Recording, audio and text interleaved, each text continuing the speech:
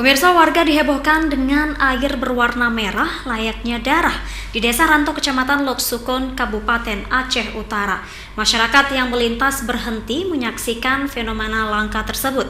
Sebagian orang ada yang mengambilnya dengan botol dan membawa pulang. Ratusan warga di Aceh Utara dihebohkan dengan air genangan banjir di halaman rumah warga dan parit berubah menjadi warna merah seperti darah. Fenomena langka ini terjadi di Desa Rantau, Kecamatan Lok Sukun, Aceh Utara. Ratusan masyarakat yang melintas di jalan tersebut ikut menyaksikan langsung fenomena yang dianggap langka ini. Terlihat banyak warga yang berusaha mengambil air merah tersebut. Polisi kemudian memasang polis line dan melarang warga untuk mengambil air karena belum diketahui penyebab air berubah menjadi merah dan dikhawatirkan berbahaya.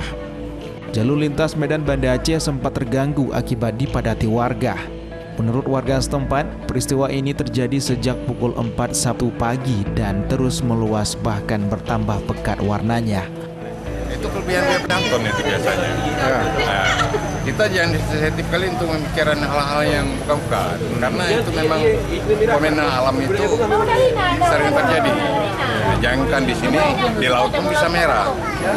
Karena bioplankton itu bisa berkembang pesat tiba-tiba.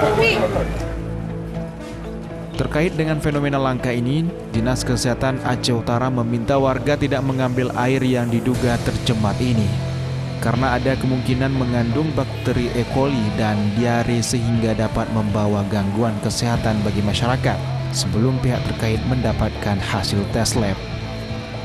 Kami menghimbau untuk masyarakat untuk tidak mengambil, kemudian membawa pulang dan mengkonsumsi air tersebut, karena itu banyak mengandung kuman E. coli karena air paret dan juga zat kimia yang belum kita ketahui saat ini. Jadi sekali lagi dari Dinkes mengharapkan masyarakat untuk tidak mengambil. Dari Kabupaten Aceh Utara, Armia Jamil, iNews melaporkan.